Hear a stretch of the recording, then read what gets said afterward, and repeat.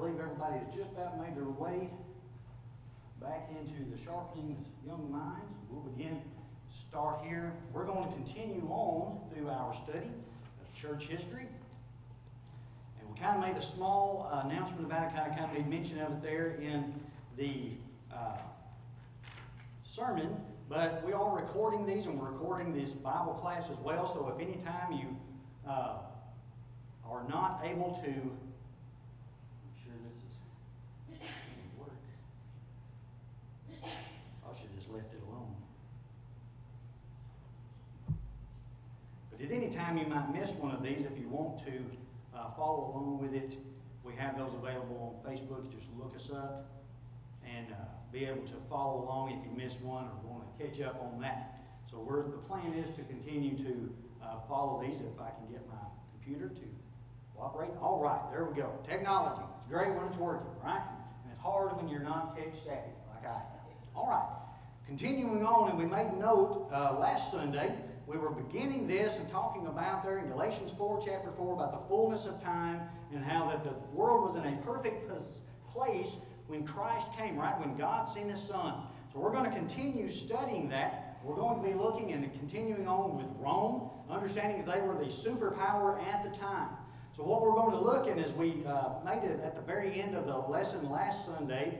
We made notice that there was a great social order throughout the Roman Empire, that you had the emperor up on top and senators, and you had citizens and knights and the people that were freeborn, people that were enslaved, and people that were beggars. So you had this great caste system throughout the area. So from that, again, we made note, as you go through the New Testament, you are introduced to individuals like this that are fitting these characteristics, right? We made a mention there about Paul and how that he was a freeborn citizen of Rome, and how when you're like that, right, you can't beat a Roman citizen, we remember that without being tried first. But there were slaves in the area. There were people that were trying to work off debts. We made a comment about that at the book of Philemon. When you read the book of Philemon, that's why that letter is written, because Onesimus has ran away. He's found Paul. He's now obeyed the gospel. So Paul is on Onesimus' behalf speaking to Philemon and saying, listen, accept him back as a brother, right? He's now a Christian. So as we're continuing through our study, again, noticing the moral conditions of the land, but what we want to focus today and begin starting with this is the idea of the religion throughout the area. Now, again, we make notice of the vastness, right, of the Roman Empire. Looking at that, and you can see, right, Rome being there right in the middle, but Jerusalem and all that being right around over here in this area, but it's still reaching out through there. But notice when we discuss the religion, that the Mediterranean Sea and them holding quite the commerce on all this, that the goods that were coming in, right? When you go to the book of Corinthians, because the church of Corinth is, you can't really see it, kind of right there where Athens is at. There's a little bit of a stem of land going right between this and Macedonia. And from that, the people would transport their goods across this little island, this little stretch of land, instead of having to sail all the way around. They would kind of shave some time off of their journey that way.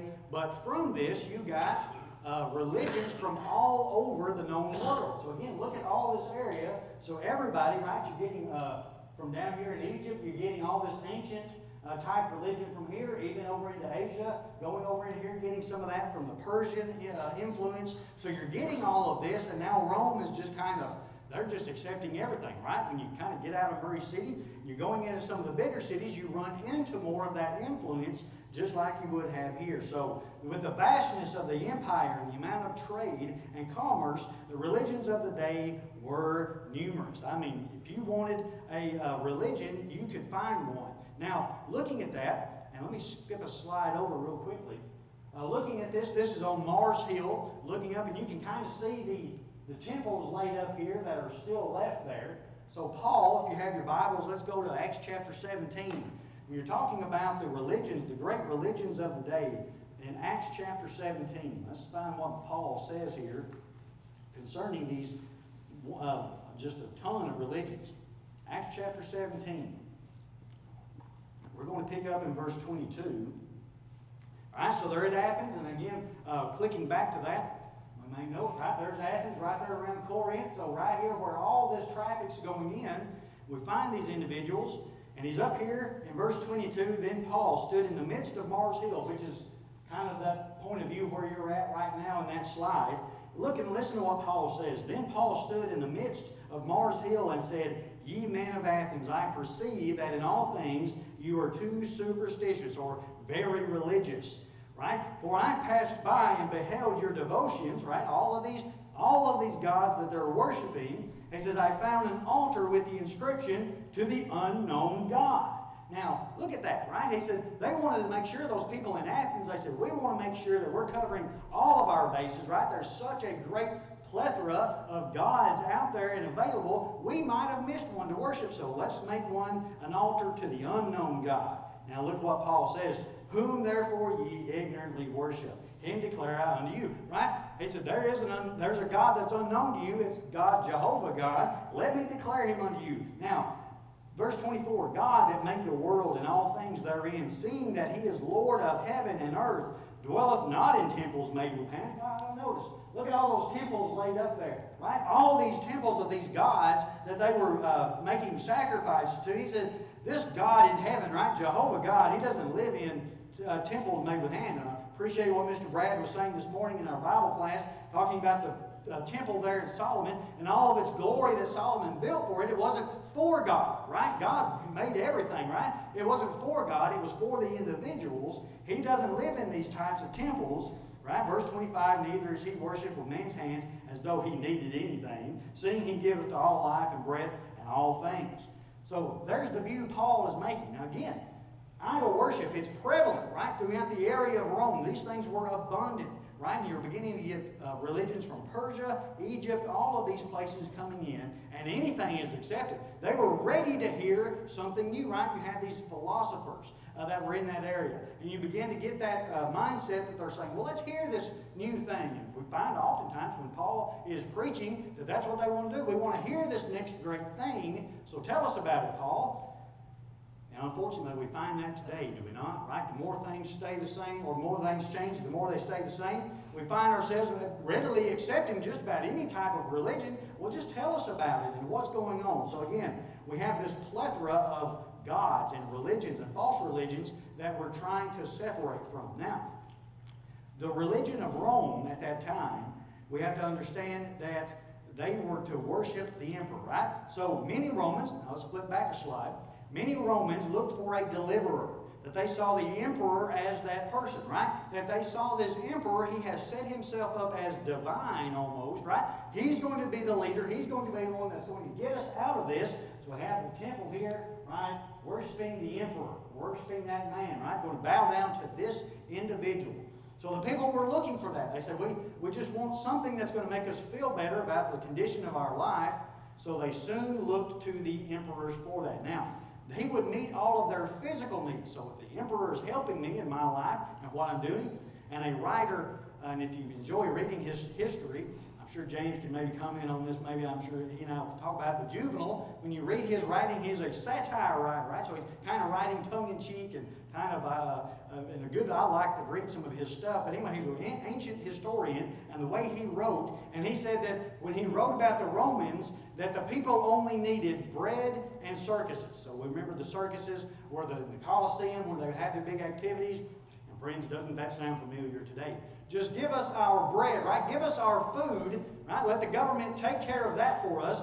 You provide me food and you provide me entertainment, and I'll follow you and do whatever you want me to do. If we're not careful, right? The more things change, the more they stay the same. We find that even today. And that was the state of Rome at this time. Now, every person was to take part in the religion of the state. Even though they were allowed to proceed with other religions of their choosing, they still had to worship the emperor. So Caligula, the Roman emperor there in 37 to 41, he demanded to be worshipped. Now Augustus or Octavian, however you want to reference him, he said, you can, you're not demanded to do it, you can worship me, but it's not a command. But Caligula, he said, you worship me, I'm divine. Now Domitian, coming after him there, he took on the title of Lord and God and ordered people to confess that he was God. Now again, Many of us may be reminded when we go through the New Testament, when we're reading those passages about how we have to be ready to defend why we are Christians, this is why, right? Because the Roman emperor said, you're going to bow down and worship me. But that wasn't the case, right? So Christianity didn't come from the paganism. Some people believe that, right? Some people think that Christianity was kind of a spawn out of all these other religions.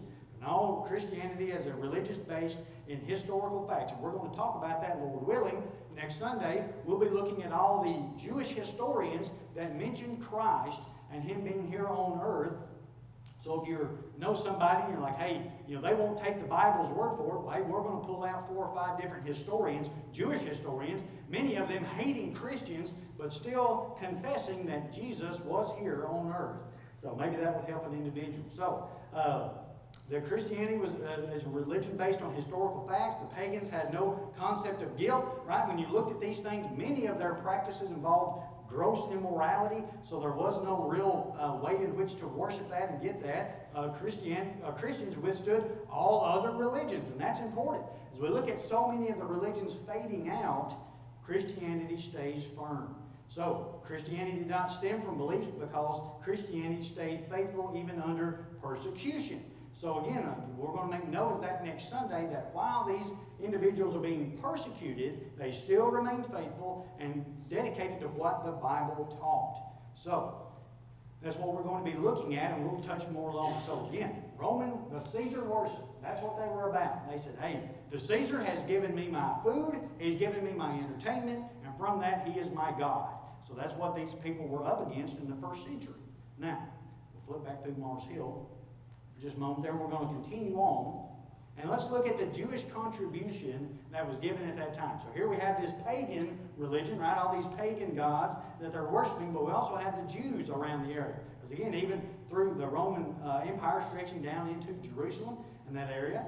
So before the world would be ready to accept that Christ was the Savior of the world, there needed to be a prepared people. So again, you have this, and it's a great study, and I hope we can do that one day, but you have the Old Testament, right? And the ending there in Malachi, and they're going through, and you have the 400 silent years, and no prophet is being said anything. But now you have John coming in the scene in the gospel accounts, and he's preparing a way for Christ, right? He's making straight the paths. So what he's doing, he's preparing the people. He's getting them, reminding them about the coming Messiah. This Messiah that was promised, that we can read about in the minor prophets, that's going to be coming. You can read about those. And he's preparing the people. So now, through Abraham, going back, God revealed himself with and his purpose. That the law showed sin and what it was. So the Jewish people understood that, right? So all those thousands of years, they're looking, and I know on Wednesday night we're going through Leviticus, and they've got that instilled, we talked about that these individuals are growing up and they know, right? They know that there is a law and there is sin if you disobey the law. So you have this mindset of these individuals growing up in this.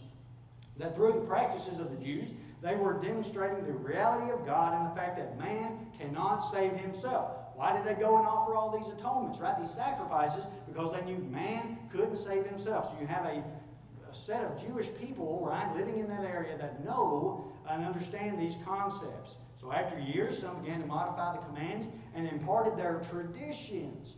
Now that's what we're going to get into today.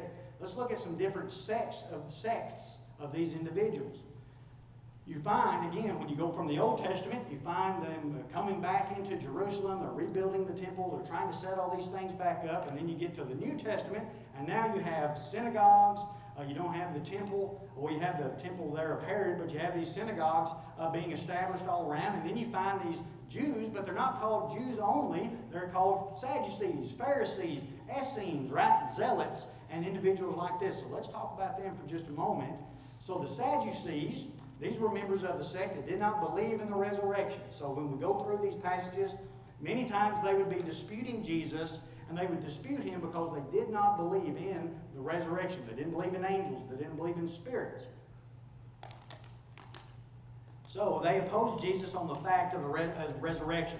So Paul, what a great guy, Paul. I mean, I just love reading about him and all this thing. But when he would be before these councils, right, he would see that some were Pharisees and some were Sadducees. And from that, he'd be like, hey, what about the resurrection? He'd kind of get them divided, fighting amongst themselves with that. And they'd lose their cool on him. and go on. So we have the Sadducees. And again, an easy way to remember that is why do you call them the Sadducees? They didn't believe in the resurrection, no hope of heaven, so they were sad, you see. So maybe that'll help you. I know we teach the boys that. So now we have the Pharisees, and that's a pretty prominent group, right? These were the Puritans of the day. The Pharisees, they were the traditional conservative Jew of the day. They were by the book, right? But they would hold the oral law. And that's so important, that they would hold that and they would teach those individuals that to be able to quote the Torah, right? They had to know all of these things. So they were very devoted in that. And they were, that even Moses, right, giving that law oftentimes orally, that they thought that's how they should be doing it as well. So they have the written law, but they would do it orally.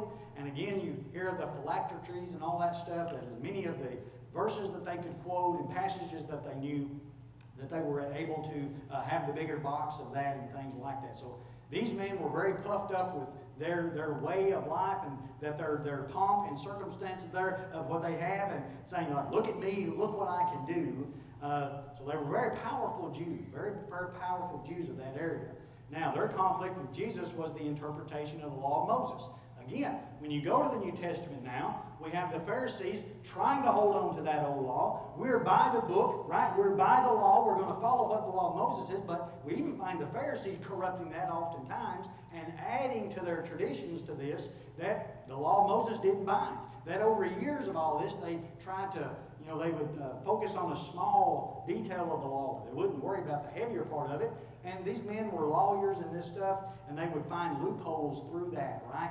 Because they wouldn't support their family. They said, well, I'm going to give my treasury to Corbin, right? Talking about giving it to the treasury of the temple, so they didn't have to take care of their family. And that was a law. They were able to do that, but they kind of found those loopholes within.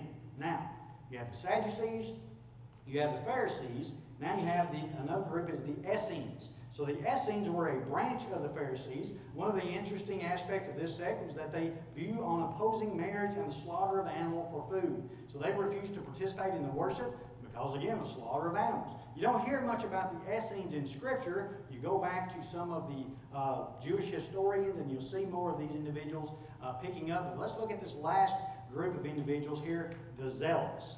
So when we find this, again, another branch, if you will, of the Pharisees, but they were considered fanatics, and they did not recognize any legal authority. So again, we go back to that slide there at the beginning.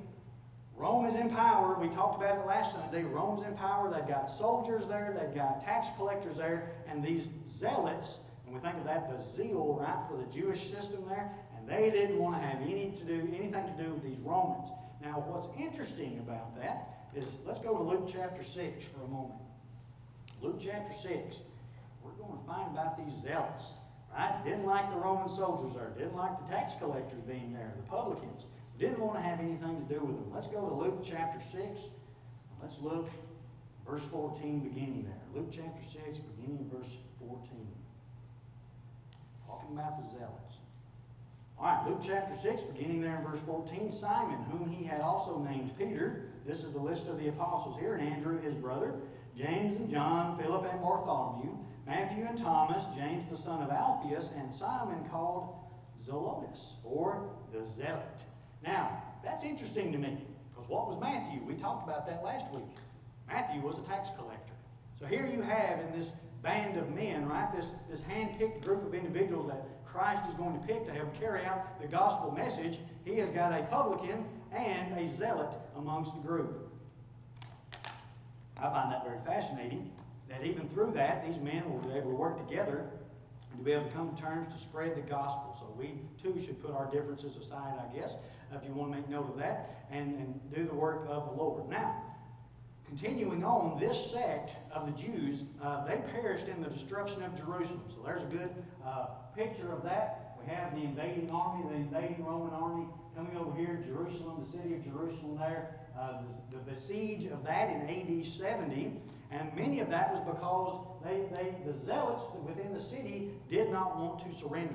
They said, I'm not going to surrender, I'm not going to give up, I'm not going to bow down to Roman rule. But when you read passages like Matthew 24, we find Jesus telling the Christians you get out, right? When you see these things coming, right? So many people look at Matthew 24 and point that to the second coming of Christ, but that's to the destruction of Jerusalem, because there were no Christians that were destroyed in the destruction of Jerusalem in AD 70, because the Christians listened and they got out when Christ told them to, talking about the coming destruction.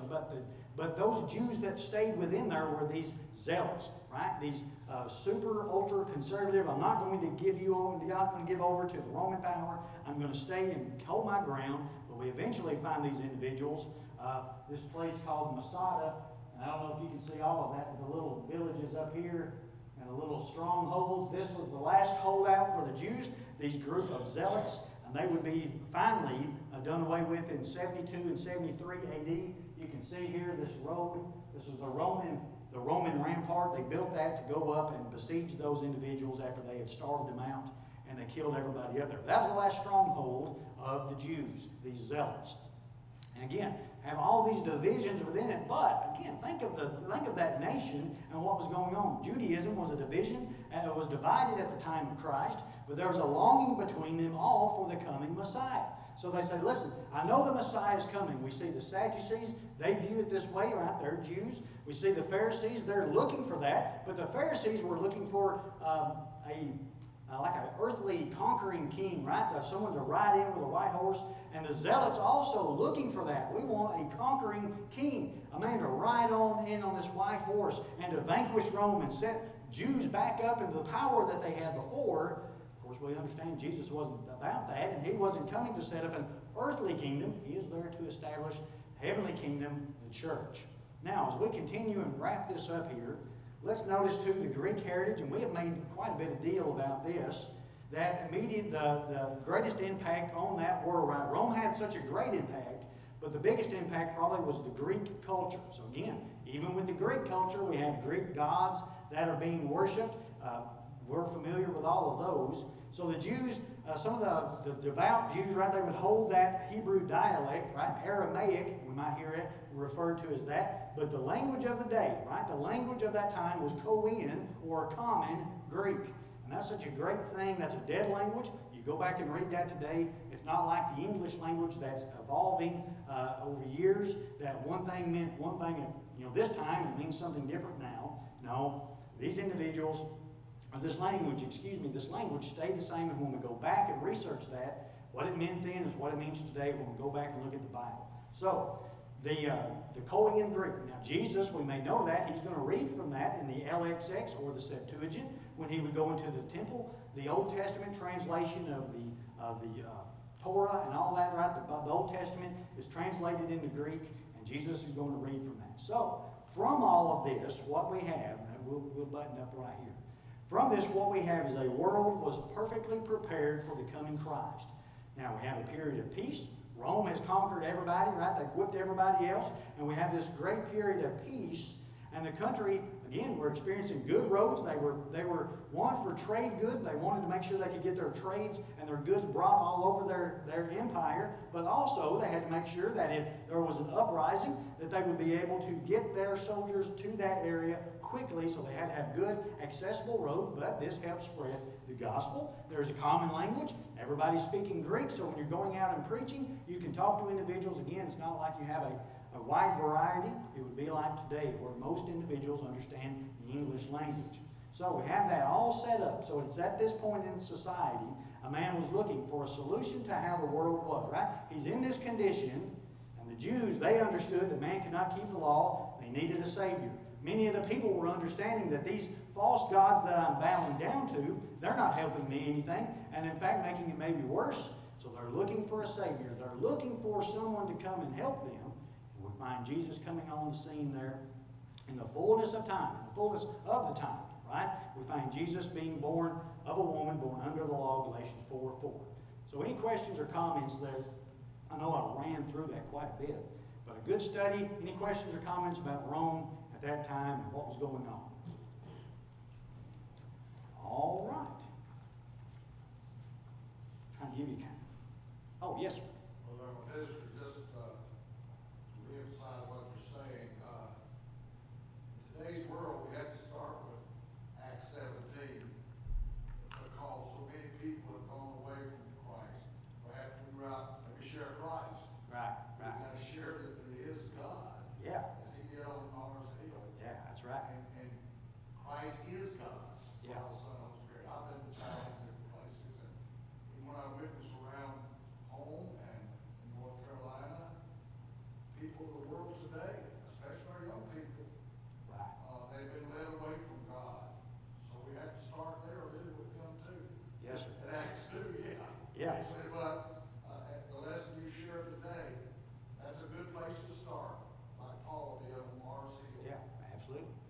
point. Yeah, unfortunately, today, if you were to talk about the gospel with someone, you have to go back to God first.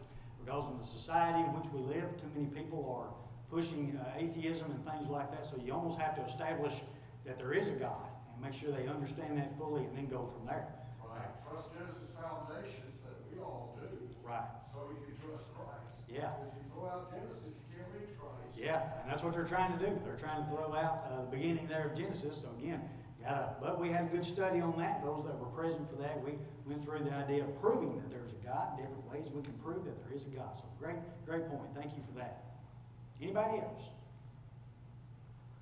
All right. Well, Lord willing, next Sunday we're going to again look at some historical evidence concerning Jesus. So if you have somebody and you're like, hey, they won't listen to the Bible, kind of like what we were talking about just then, you think maybe they'll listen to men like Josephus and some of those early Jewish historians that said, yeah, Christ was here. And it's interesting what Josephus says, and many try to say that wasn't real, and he didn't really quote those things because of the accuracy of that. So look forward to doing that. So if you have somebody, tell them to catch it on video, or even better, be here in person with us for that.